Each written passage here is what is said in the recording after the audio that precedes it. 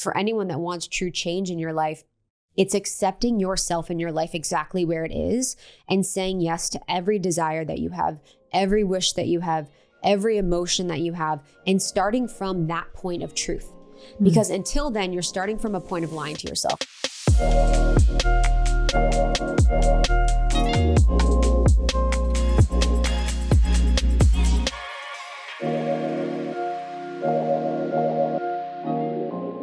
Let's just think about the context of like the last year. Okay. You're coming back from a year break. Yeah. My girl's been off the pod for a year and everything has changed. Everything's changed. But this is your time. I'm interviewing you. Okay. So you sit back and receive. Do you hear me? Yep. Mm-hmm. I actually think if we were to go back a year, because we're in March 2025, the last year was that birthday actually was such a beginning and a shift for me. That birthday was when I think for the first time in my life, I made the shift to being able to receive love from people in a way that was so next level, where I was consciously like, no, I'm going to receive every ounce of love from every person in my life during this birthday. And I think for so many people, and especially women, you know, on birthdays, it can be like, no, it's, you know, uncomfortable to read the cards or to receive messages. And I was like, no, I deserve all of this. I deserve every single bit of love that I'm receiving on my birthday, whether that's from a card or from someone showing up or from someone being there for me. And like, just knowing that I had to think logically about it, that I show up for people and I love people so hard and I'm such an amazing friend.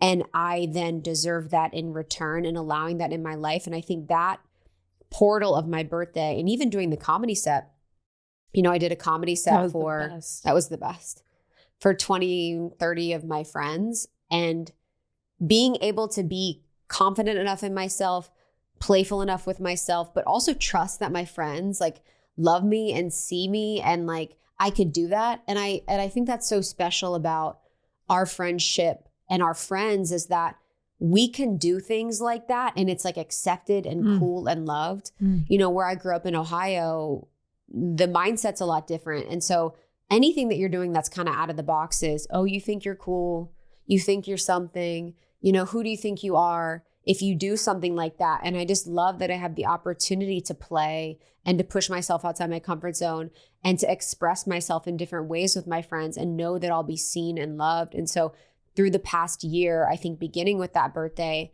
has been easily, my life keeps getting better every single day. Every single day keeps getting better and better. And I feel more connected. And the only fear that I have right now is I feel so connected, but I also know what disconnected feels like. And disconnected is, it's real. And sometimes it comes and you can't see it. And so right now I'm truly just embracing how connected I feel and how loved I feel by myself and by the creator and by my relationships. And that has nothing to do with money. That has nothing to do with status. That has nothing to do with looks. It's like that feeling of connectedness that is just addictive almost. And I want to acknowledge you because it has been such a privilege to have like a front row seat to literally watching you transform, to like embrace change, embrace challenge, and then rise to the occasion and then frickin' some. And my question, if you look back on, I wanted to ask about the last year, but like even let's just say the last, like, let's say 3 years. 3 is a fun number. Yeah. Where have you changed the most? Like if you were just like, this is the thing that has cataclysmically improved my life, or just anything, like where have you truly changed and transformed the most? If you had to pick one thing. 100% saying yes to myself. And by yes, I mean every thought, feeling, and emotion and experience is okay. If I'm angry, yes, that's okay. If I'm sad, yes, that's okay. If I have a negative thought about someone, yes, that's okay. It doesn't mean it's what I want, but I'm never judging or censoring myself.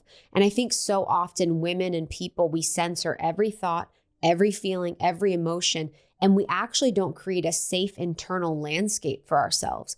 And my internal landscape now is so free and so safe that it creates a safety within me where I know that I'm always going to have my back. I'm never going to abandon myself. Even if I feel gross, shitty, I'm having negative thoughts, I'm thinking poorly of myself, I'm thinking poorly of others.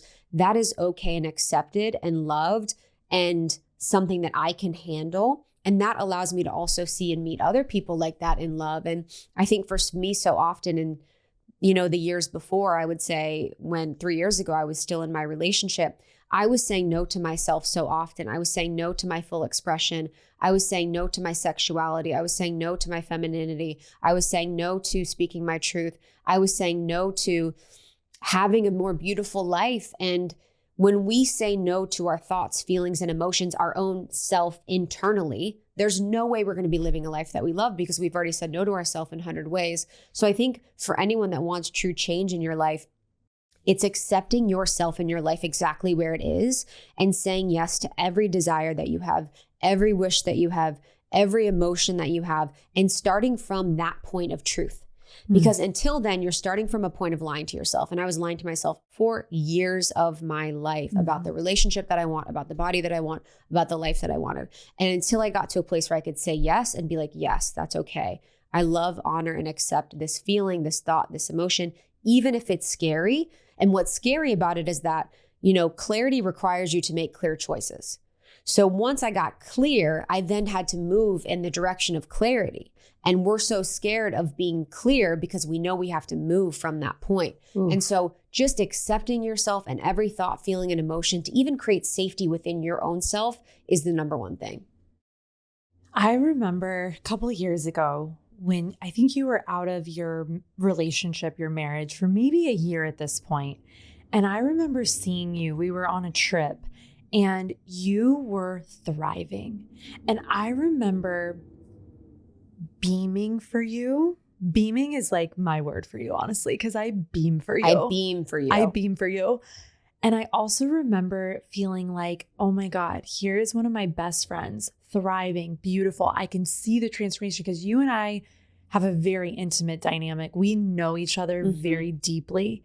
And you've been someone that's always been a safe space for me to admit my desires to. And I remember calling you after that trip and being like, Krista, I'm so unhappy in my body. I feel so unhealthy. I have low energy. I don't feel sexy.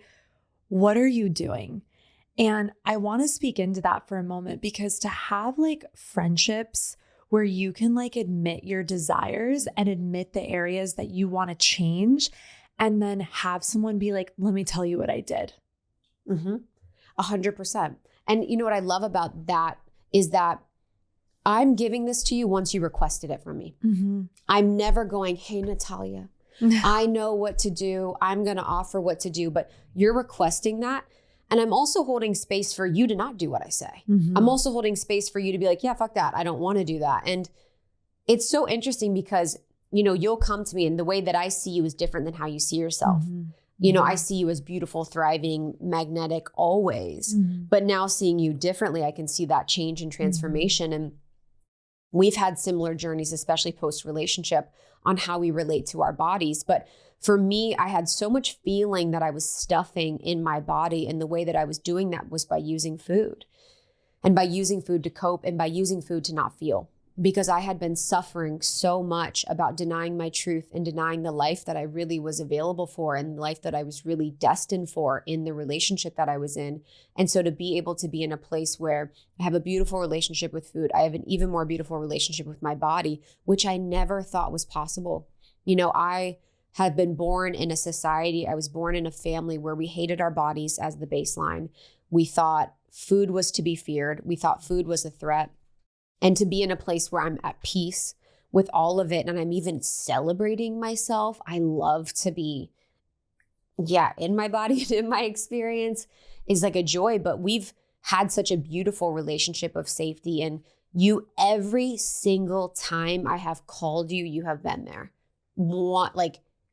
By literal no percentage off 100%, have you been there every single time that I've called?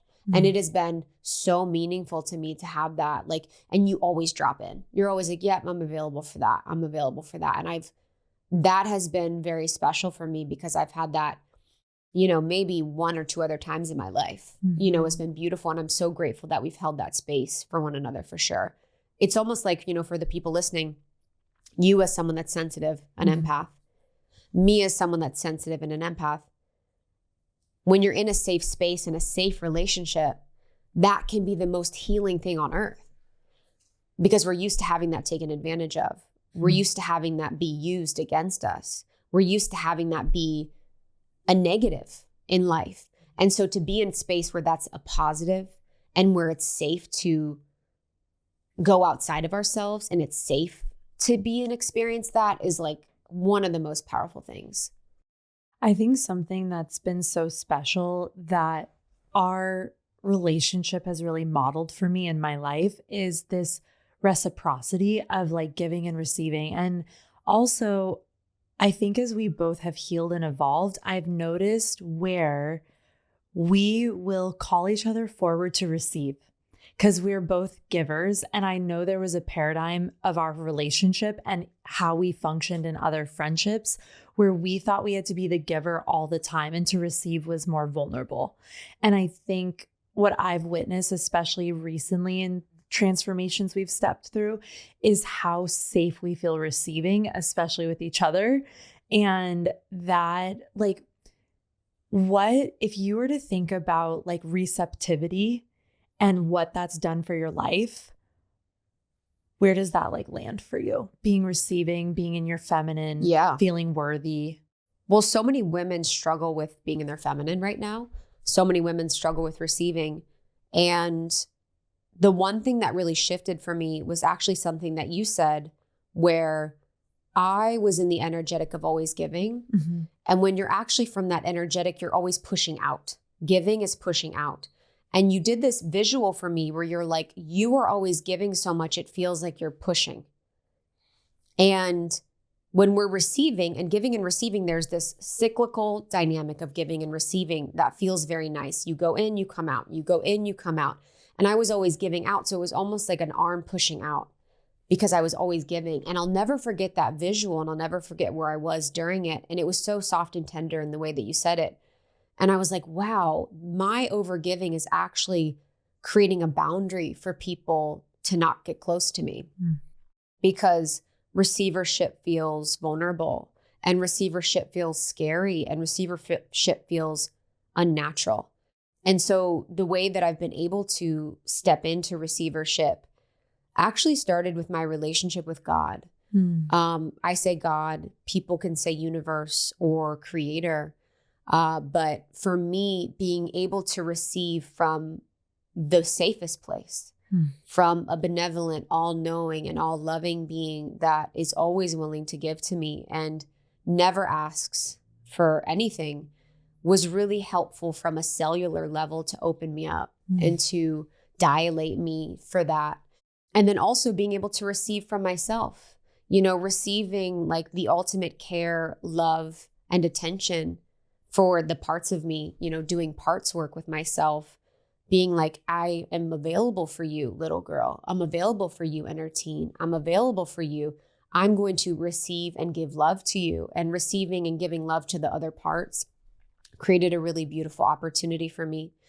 And then even starting with food, from a simple level, any woman that wants to learn how to receive more, when you are present and you are eating slowly with a meal that you've cooked, and you're receiving the nourishment of the earth, of nature, and of God, and you're receiving it in your body and being slow and mindful and intentional with it, that sort of energetic of slowness and receivership with nourishment can not only help repattern your inner child and your body, but it also just moves you into a place where you will be more willing to receive love and energy from the outside world. Something that I was laughing earlier because I'm like, we just know how to like gas each other up in the most authentic way. So real. Like, I know I can send you like my sweetest, thirstiest like mirror selfie and you're just going to be like, you're going to make me feel like $1 million. Yum. But something that I also want to acknowledge about you, babe, is like the consciousness that you experience life in and the authenticity that you experience life in. You are so freaking yourself. Like even going back to like the comedy set where it's like, you're like, hey, everybody, like come one, come all. I'm going to do, but it's like, when I say the word beaming, it's like when you can witness someone that you're in a friendship with and beam for them. And I know that I kind of want to go two parts with this question, but first off, what has been supportive for you in stepping into truly nourishing, supportive friendships? Because I know you have moved through big transitions around that over the years. You've seen it. Yeah. I think even you seeing friendships evolve and change and friends exit, I think the number one thing for having the right friendships and relationships is letting the ones that don't align with you go. I have let go of relationships in my life to make room for the ones that are more aligned. And now I absolutely trust it. Before I was holding on in letting go seasons and I was trying to make relationships work that were not serving me. I was trying to overfunction, adjust, compromise my integrity, just give up who I was to hold on to the connection. I wasn't choosing authenticity over attachment. I was choosing the attachment. And I think when I really realized like relationships that go, it's all good. It's all good. And I think for me, when I could come to a place where I wasn't pining for attachment with women because I had healed my inner child, I had, become the inner mother. That was when I could allow my relationships to come into my life with sovereignty and choice. And I could be okay, if they left or if they went. And being in sovereign, loving relationships is a whole new ballgame. Yep. And I think also too with friendships, I deeply see the best in myself, even when I'm failing or even when I'm, not living up to par with my integrity or expectations or desire for my life, I'm still like, oh, I'm trying. I love that for me. Like, I love that I try. I love that I seek. I love that I desire and I love that I want. And I always know that I'm doing my best. And seeing that in my friendships and relationships, like anyone can come to me at any time and know, but also I have beautiful boundaries with my friends. You're someone that has deeper access to me with little to no boundaries. But in other relationships, I have pretty strong boundaries where people have to work for access to me. So then people know that if you're in relationship to me, it's a privilege because I don't give my energy to everyone. There's very specific energies in people that I give my energy to. So having really great boundaries and being very clear about who the people are that get access to me provides a caliber of friendships and relationships where people know they have to be at a certain frequency of giving and receiving and love and, truth to be in relationship to me. And for anyone who perhaps has struggles with that, I want to say I have witnessed you transform that part of yourself. I actually want to talk about parts work really quick because when I took your metamorphosis course last year, which truly was the catalyst for so many things for me with like the mediumship, just total authentic plug. I was so grateful to have that transition in my life last year. I feel like it really set a foundation for me to listen to myself in a way I never, ever have felt safe to do so. But for someone who perhaps is in a season or in a space where it doesn't feel like dictate's a weird word, like that's just the word that's coming through for me right now. But it's like, I feel like I have witnessed you like make that conscious choice and dictate this is a yes, this is a no for me in friendship. And I feel like even I know this just from talking to my women, especially when friendship conversations come up. How did you make that transition to really start to be like, this is a yes, this is a no, and not feel bad about it and not feel like you had to overgive or entertain friendships or relationships that just weren't aligned? I would say first, having a lot of friendship breakups and transitions in my life and feeling shame about them, like I was doing something wrong. And, I'm not perfect. So it's not like I was an angel in every relationship. But in truth, looking back and being like, I could not be the woman I am today if I carried them with me. And in my life, I was trying to put everyone on my back and take them with me to heaven on earth. And I realize now I cannot make anyone come with me to heaven on earth. I have to go on my own path and blaze my own trail in a way. And I think what happens is that people fear looking bad. People fear being bad. People fear judgment so much that they'll choose like idolizing themselves as perfect over their truth. And I'm unafraid to look bad. I'm unafraid for someone to say bad things about me. I'm unafraid for someone to have judgment about me or someone to, think poorly of me. I know my friends have probably talked bad about me at some point, but that's okay. It's just an opinion and perspective, and we all can have it. So being so centered and clear in myself to know that it is okay if I lose friends. It is okay if I gain friends. But the biggest thing that really helped me to get to that point was I did this practice of unattachment to all of my friends and relationships. I had this pattern where I was pedestaling friends. I was pedestaling the certain friends that were not giving me the attention or validation I wanted. So there were specific friends in my life that I put on a pedestal. I wanted validation or attention from them because I thought they were better than me. So I felt like I had to work or earn their love. This is a pattern that I had with my mom as well. I wanted attention and validation from someone. I felt like I had to work to earn her love. So there's mother wound work there. But when I realized that that was the dynamic that I was in, and I could disengage my energy and focus my energy on people that loved me and were there for me, going from like a secure attachment in my female relationships, I also had to do a practice of letting go of every single friendship in my mind as a mental ritual. So I spent time one afternoon just going through every single friend that I have and making it okay if we were never friends again. Some of my best friends, I was like, it is okay and I'm safe if we're not friends. It is okay and I'm safe if we're not friends. It is okay and I'm safe if we're not friends. And realizing that I had done that before in past relationships and I could do that again in these ones. And I had to do that until I worked to the point of doing so much work to get up to Lindsay, because Lindsay is such a soulmate of mine. She is a stabilizing force in my life. She is absolutely, been the most instrumental relationship in my life up until this point. And that relationship I held so close to with fear of like, if we are not friends, my life will end. And being able to let go of her completely, mentally, of course, and then come back in sovereignty. So for anyone that wants to come to a place where they are in better relationship, it's like, how can you create so much internal stability that you are okay if these relationships end and you can be your own best friend in the process? That's what I feel like I've witnessed most. And I've seen both of us move with this. Yes. Is like being best friend to self. Because when you're best friend to self, you will make hard choices because you're coming from so much respect. I want to switch gears and ask you a couple other questions. I want to know where you're having the most fun in your life right now. I think you know. Where are you just having fun? Because you are with the men. most fun human I've ever known in my life. Oh my God, with men and femininity and being in my power and enjoying and embracing the magnetism of what being a woman is.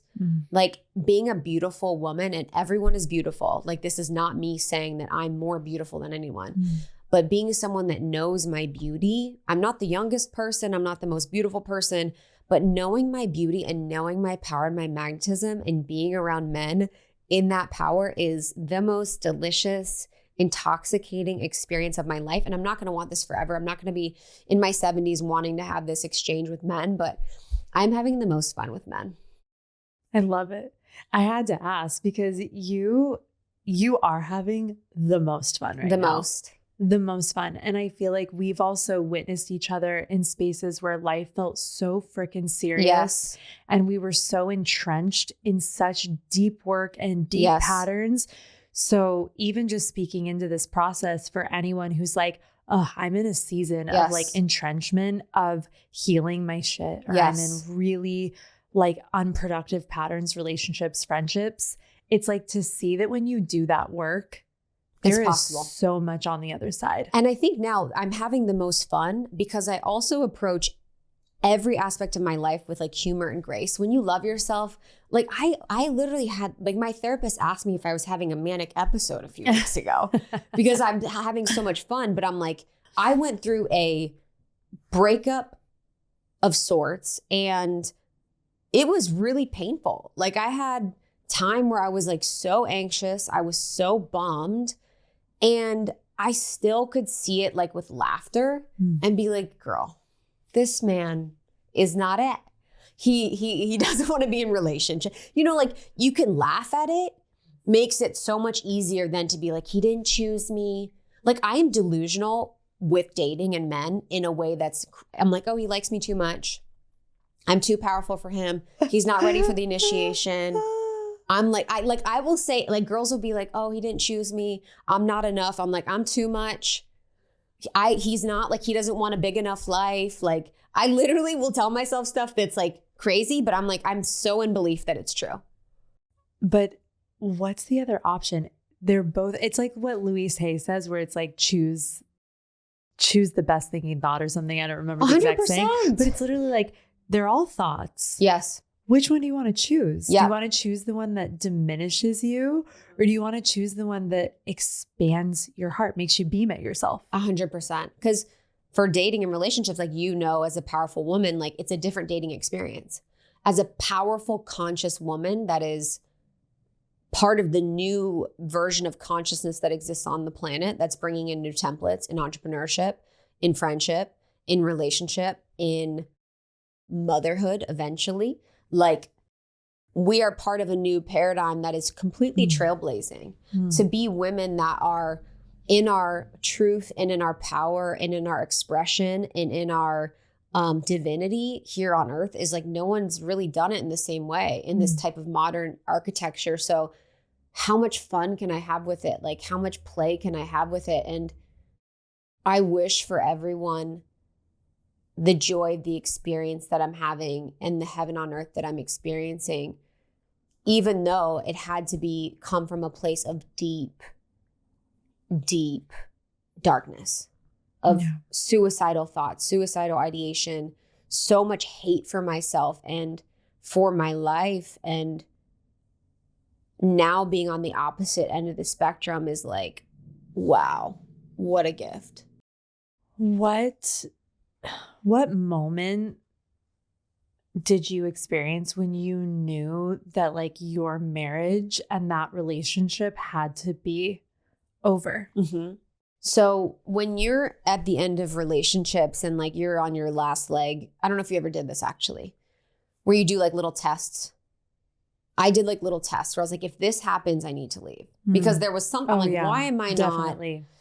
What is going on here? You kind of, it's like a boundary for yourself. I was kind of creating boundaries for myself internally.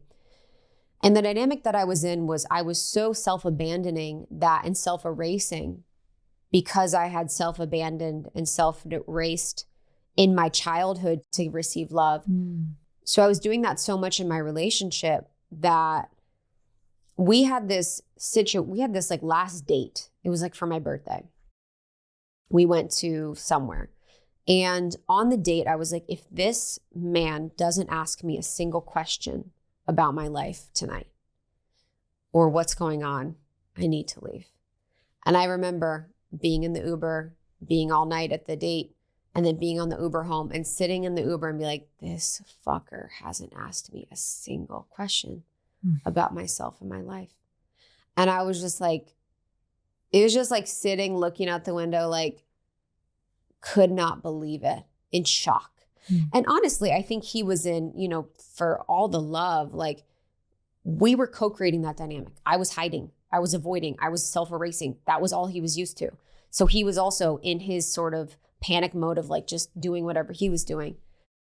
And then there was a second moment where it was a holiday, of course, because you always fight on holidays when you're in relationships that aren't working. And we had something really big and special planned. And of course we fought because, you know, you have to subconsciously blow up any moment for intimacy.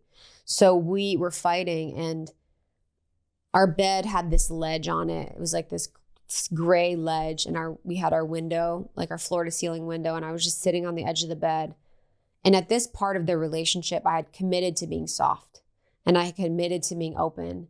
And I was like, I will be soft and open. And in my softness and my open-heartedness, receiving this really painful communication and dynamic from someone that was unconscious. And just sitting there and feeling like no matter what I did, it wasn't enough. And no matter what I said, it wasn't perfect. And I could never express myself in a way that was heard. I could never say the right thing. And my soul was like, for the right person, you don't need to be perfect. You just have to be yourself. And I was like, I realized in that moment that in the right relationship, it's not about saying the right thing. It's not about saying the perfect thing. It's not about being regulated all the time. It's not about, being happy all the time. It's not about anything else but being myself and being someone that was willing and being someone that was open and being someone that was open-hearted. And I just knew that there was an opportunity for me that was outside of this sort of trying and this sort of efforting that I had been in. And I chose to go with that instead of the lie that I had been in.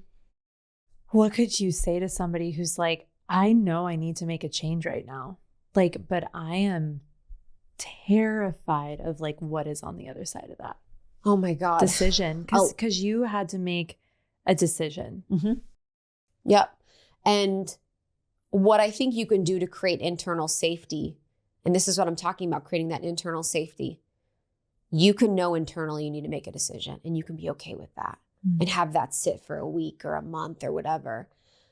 And this is why I love parts work so much. So parts work is something we do in Metamorphosis, which is the program that you were in for body transformation. And parts work is a psychotherapy technique created by Dick Schwartz, something I practice and teach with my clients and in any of the work that I do. And with parts work, what you do is you can be with that fear.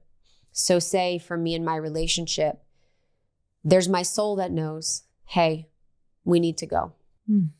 And then there's a part of me that's terrified. We've been together for so long. I might not find anyone else. I'm getting older. I want children. All of those fears that a part can have. And when the soul and the self, capital S self, which is what Parts calls it, that's the truth. That's the knowing without fear. It's knowing without fear. Can turn to that part and be with that little girl or that part and say, it's okay. We can be honest.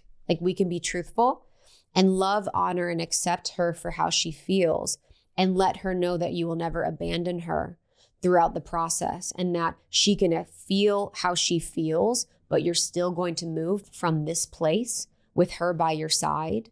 That's when you can really be in an empowered place. And for anyone that's fearful about making change, it's really being truthful and honest about the change you want to make, creating that internal safety for that to be true, and going slow. You don't need to blow up your whole life. I mean, I think I sat with my relationship ending for years before I left. I think I sat with my hatred for my body for years. I was even talking to one of my friends who's the most successful of my friends financially and probably reach-wise. And I was talking about business stuff and I was like, dude, I've just had this idea. It's a different idea than what I do now for freaking years. And it's just annoying me. She's like, I sat on my business idea that I do now for 7 years before I did anything. She's like, in 2012, I had a blog about this idea. And now I'm doing this thing. And it just reminded me it's just, you have to trust the timing of your life and you have to trust that you'll move when you know. You're the greatest example. When it dropped in for you to move, you moved. And it was all gas, no brakes. You were like, let's go. And you could have not moved until you knew. This is why I love timeline work, because I truly believe in soul contracts and timelines. Because until the soul can lift its eyes to see, until the veil can be lifted, you can't go. The lesson's not learned. So once you learn that lesson, the veil is lifted, you can move and go. But until then, you can't force anyone and you can't force parts to move until they're ready and safe. And I feel like we're kind of exploring this, and what I'm receiving from what you're speaking into, babe, is there can be that soul knowing, because the soul knows. That's why I love astrology so much, because it's the natal chart is the plan, but the human self and the decisions can feel so harrowing. The soul's courageousness is can be so disconcerting to the human self, because we fear change and we think change is like death. And in a sense it is. It's there's a part of you that will have to die to create this change, but you will always be reborn. 100%. That's why we wrote Almost 30. So the book Almost 30 is coming out this year based on the podcast Almost 30 that Lindsay and I do. But because we want people to see change as this opportunity. You know, when I was going through my Saturn return in my late 20s, man, like all the changes that were happening with my body, with my finances, I was, 30 pounds overweight from adrenal and hormone issues. Was in debt. I was working as a server. I was doing these random videos for this company in China. I was like catering. I was nannying. I like had friendships all over the place. Like I was in a life that I was like, dude, but if I saw all of that as part of the process to reset and sculpt me and this new life that I wanted, it would have been so different. And now I'm so excited about change. I loosen the grip that I have on my life. And the more I loosen the grip, the more beautiful and expansive my life becomes. And each time I've seen myself let go of what I thought my life could be, it becomes 100 times better than what I planned. I had like a memory this morning, maybe as I was like getting ready to come down here. And I was thinking about in my 20s, how when I was like working at a bar as a hostess and working at a shoe store and working at a jewelry store and studying astrology on the side and doing like social media accounts and like really chaotic relationship to money. And I'd hold this vision of seeing myself in a really dope outfit, because I always loved fashion, but I never had money for it, getting into a white Audi. And I would just hold this little vision, or big vision. I was downplaying it for a sec, but I'd hold this vision of seeing myself in the expression of my power, and not because of the clothes or the car, even though I love stuff like that. It was like, because it represented choice, because I felt like I was living in like a chapter in a season of my development as a human being where choice didn't seem accessible to me because I was too afraid to take risks. I was too afraid to change. Like, even though I hated where I was comfortable working 75 jobs, barely making my rent. Like, this is an extreme example of just like where I'm used to be, but it's like, I know there are people where somewhere they're on that spectrum where it's like, I want to make a change. I have a vision for my life, but I just can't see the forest for the trees because I get so afraid of actually making the move. Like, what is something you would say to your past self when she was in that scenario and in that space of life? What would you speak into her? I think what I'm going to say, what's coming up for me related to that, and then what I'd say to her, because it's different. So what's coming up for me right now is just knowing on this side of it, because what I'm saying to her is different because she can't metabolize what I'm saying right now. But for anyone listening, the discomfort that you feel is good. Yes. When I felt so unhappy and uncomfortable in that situation, or in my corporate job, or living in Chicago, or any of the unaligned relationships or friendships or addictions I was in, that is such a good thing, to be uncomfortable in bad situations. You don't want that. You don't want to be comfortable in shitty situations. I'm comfortable in my life now because it's stunning and beautiful. And I'm so grateful that my body, mind, and soul can rest in the peace of a beautiful life. But your discomfort is propelling you forward. Your discomfort is helping you move. So noticing the discomfort and allowing it to propel you to move. But what I would say to myself at that point, read Almost 30, the book, obviously, because I put everything that I've learned in this process. But what I would say is that by taking care of yourself and praying, you can really come to a grounding in the body and in the self and in the soul that will lead you forward in a way that can support you in what you can metabolize. Because I remember in my process of being so lost, if you would have said, this discomfort's good, I would have been like, you can stop now, And so I couldn't hear that then. When you're uncomfortable and you're in pain, it sucks, So knowing what I could take care of is I could pray and I could be in the truth of giving my anxiety up to the creator or to God. And I could also take care of myself truthfully from a physical level, from a mental level, and from an emotional level. And by doing that, you can kind of create this environment for yourself where you have the capacity to hear messages like I shared before that could really help move you forward. I so hear your Pisces in this too, because like your Pisces magic of just that deep connection to creative source of energy and watching it play through your life. But it's interesting for you because you have that Virgo rising and all your Pisces planets are in the Virgo house. So you have this very grounded current to bring in this massive energy. And it's been beautiful to see you step into such deep self-knowing and deep self-worth. So you can channel that in like a healthy way. And I think that's the process for all of us of change over our lives. Totally. It's just like, how do I love and accept myself so freaking deeply that I trust that changes for me? Yeah. I think for a lot of women right now, what's keeping you from loving yourself too is so much input from outside of you on social media, with friends and family, with TV, with whatever. It's like, you have to cut out the external noise to hear the internal voice. And the more that I can hear the internal voice, whether it's driving in silence, you and I both drive in silence, not taking in or consuming any social media, but only creating it, only consuming content or books from people that we love, respect, and admire, and no one else.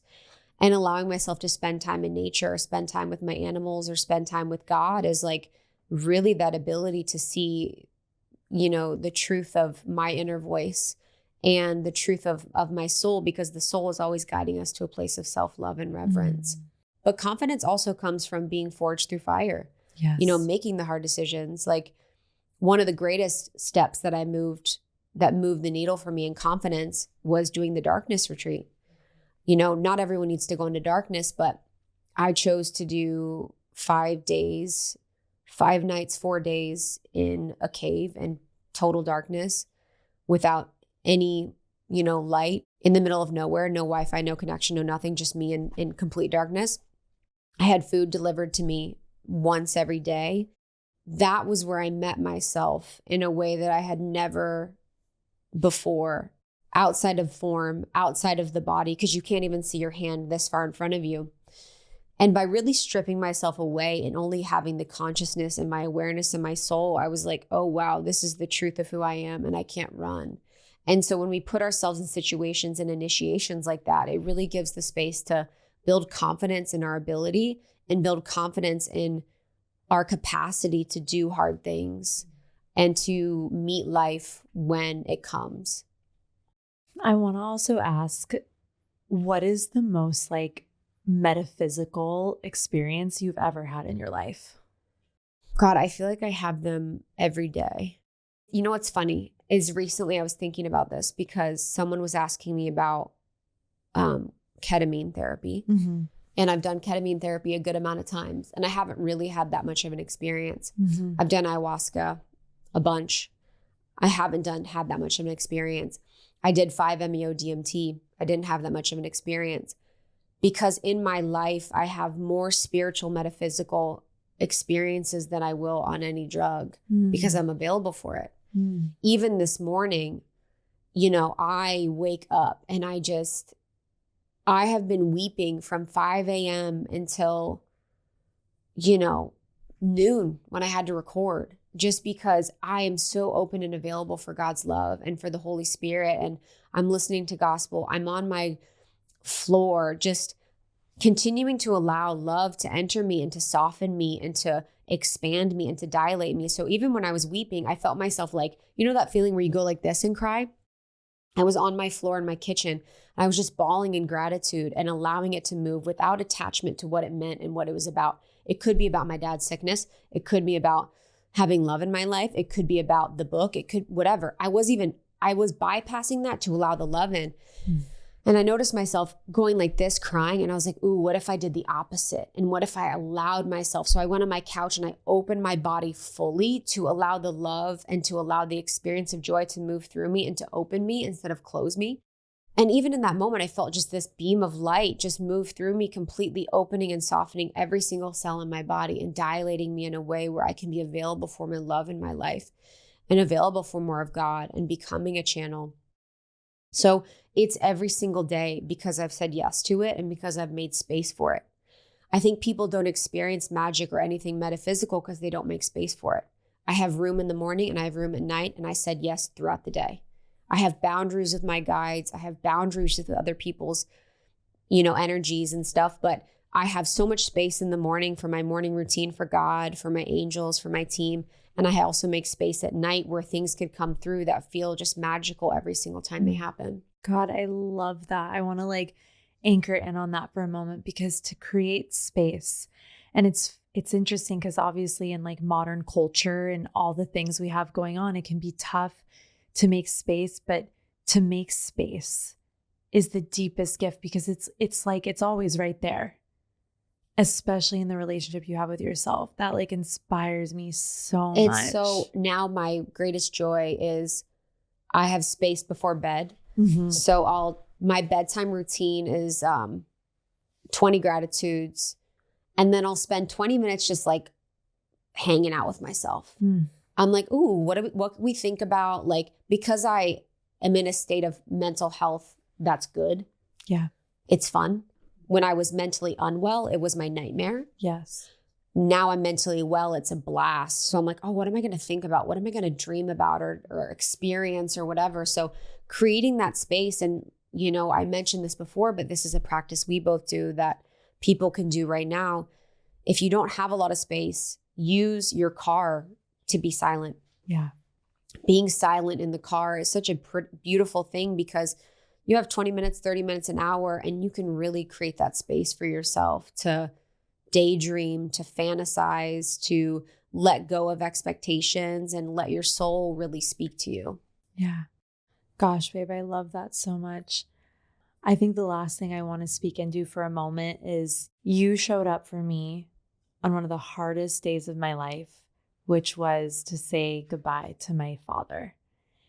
And Gala texted me and she was like, babe, she's like, I'm so grateful that you had Krista there, because Krista could be in that depth with you. And I'll just never, ever, ever, ever be able to thank you enough for being willing to take time to travel and show up for me on a day and a moment and a transition in life that I never wanted to experience. And just knowing you were there, I'll just never, my soul will never, ever, ever be able to thank you enough for that. Yeah, I'm getting emotional because it's just and considering too what you're moving through, and you still showed up for me. Oh yeah. I think what makes me emotional is when I have the opportunity to show up for people. That's I don't think you understand, that was such a beautiful day for me to see you speak. Your speech was one of the most beautiful things I've ever heard. And seeing you and my friends move in the world, angels on earth. The frequency is different. The gift of speech, the gift of love, the gift of truth just is so stunning. And also it was just such a day of love. And it was weird because I was there and I was like, I'm having the best time. I know, it was the best day. It was the best day. And you remember when we finished and it was the planetary alignment that week, and we looked up and the moon and Venus were right next to each other. It was it gives me chills to even recall. And you made it so special for me because it was the saddest, worst day of my life, but actually it was the most beautiful, magical day of my life. And the only reason it was so bad was only because the person I wanted to be there isn't physically there anymore, and my human still aches for that. But my soul has expanded so much through that experience. And I feel like that day there was just something about it. And you just met me there. I mean, that's never be able to thank you enough. As a Pisces. Yeah, Gaul said that too. She's like, that's my natural state. Like, Pisces, she's like, our girl like showed up for you. Oh, natural state. I'm like, oh, death. I'm there. Yeah. I'm like, no, transition. I was like, no, literally, you know why? As a Pisces too, and the person that I am, I'm at a funeral or something like that. That is my prime. Baby. Because everyone's in their truth. I can attest. Everyone's in their truth. Everyone's being honest. Everyone's open. Everyone's feeling. Everyone is like, I was just cruising around with people. I'm like, dude, I could be a death doula. I love this shit. I was like, oh, your heart's open. It was like, I was thinking about that. I was like, I was asked God that day. I was like, God, let me just move around the world and be with people. Yeah. I just had a breakthrough where I was like, I just want to be with people. And I want to like love people and open people and soften people and like bear witness to people. And I really saw like an aspect of my experience and service in that way. And even being next to your cousin, Kev, right? Kev. So many Kevins in my orbit right now. Yes. I have literally 50 Kevins in my orbit. But being with Kev, just like, yeah, it was beautiful and stunning. And you held it and you navigated that so beautifully. And you've been an inspiration for me in my process and seeing how you've moved. And I know you'll be there for me, you know, whenever I need it. Of course. I mean, I have no astrological explanation to why there have been so many like synchronicities is not the word I'm looking for, but so many similarities in our pathway together. Like it's kind of trippy to be honest. Whoa, because I've known that, babe, with our relationships, but now I'm putting it together with our bodies, our relationships, our dads, yep, money. Yeah. Like all it's like our houses, being single. I live in a beautiful apartment, but it's like, but you got the house first. All the transitions that we've gone through. And, you know, I really do look at friendships as like, my aunt actually introduced this concept to me and I love it. And she was like soul travelers. And I really see that as like we are soul travelers together. And it's just like, we hold each other in the beautiful times and the silly times. Like if you guys saw our text thread, you'd have giggles. Psychotic. You'd have giggles all day. But it's just like, but then it's like we can be in the depths. Yeah. And you've helped me grow so much as a human being and truly become the healthiest expression of myself as a woman and as a friend. Same. And this has just been the gift. You're my first interview back to the pod. So this is just too perfect. I think you just, so as a last thing, you saying, you know, for anyone that's sensitive or a feeler, and just speaking to my Pisces that showed up that day, you said to me one time, you know, I was talking about someone else that's a different sign, that's not a water sign, and a Pisces that has that depth. You're like, they're just never going to be able to feel as deeply as you. Mm-hmm. And it liberated this part of me that always expected people to feel as deeply as me. Yes. And now I just understand that the depths of my feeling and my emotions is unique to me. Mm-hmm. And me wanting people to feel in the same way is just, and that's been able to really liberate me and be like, oh, like, this is just a unique part of my experience, how much I feel. Oh yeah. And it's to me, that's one of the gifts of astrology is like, when we can just see how unique we are unique. We are unique emanations of the creator, and like seeing that our astrology is our blueprint to better understand and have compassion for ourselves and also give that to other people. 100%. So it's like when you can accept that. And I remember we were having a conversation many years ago, and I know we've talked about this concept a lot, but I was like, babe, like you have to understand, like that's your magic. That's your medicine. Like to try to change that to make someone else comfortable is like taking you completely out of your magic. Agreed. I think I was just coming at it from my experience, and I didn't realize that other people had their own depth of feeling experience. Yeah. And so, you know, I knew other people have other experiences, but that unique one where I was like, wow, like that's another capacity for people. So, well, you used to be like best friends with all Virgos. And I was like, oh, all Virgos. And I was like, baby, you have to remember too, like their medicine for you and your medicine for them is just, it's so unique when we get into those dynamics with oppositions. And we're navigating amazing considering I'm an Aries and you're a Pisces, but my Venus is there. So yeah, but you're a deep feeler too. I'm a deep Aries. And you're emotionally available. And yeah. but Virgos, I fucking love Virgos. I'm Virgo rising. Lindsay's a Virgo. But yeah, there's just a different capacity for things. It's like whenever we engage with oppositions from our sign, it's so fascinating because it's gonna hold up this stark mirror. Wow. Of just like, who am I? Where am I? How do I function? Anytime we're interfacing with oppositions, like for me, it's with Libras. And I've never really had Libras in my life until recently. Really? Libras are boo to me. I love a Libra. I just am like, one of my old clients is like now one of my besties. She's a Libra. But I've never had Libras in my life. Never. So new. But I think they say when you can be with an opposite sign in friendship and relationship, you are like going to the depths of exploration of self. Dope. That's and like evolving. Sick. You can evolve really quickly. Huh. So before we go, tell us a little bit about the book. And I don't want this to end. We should just like do another one where we just have my babes like eavesdrop on one of our conversations on the phone. 100%. We talk in weird voices. Right now we're being very normal. Yeah, we say hey baby, but you.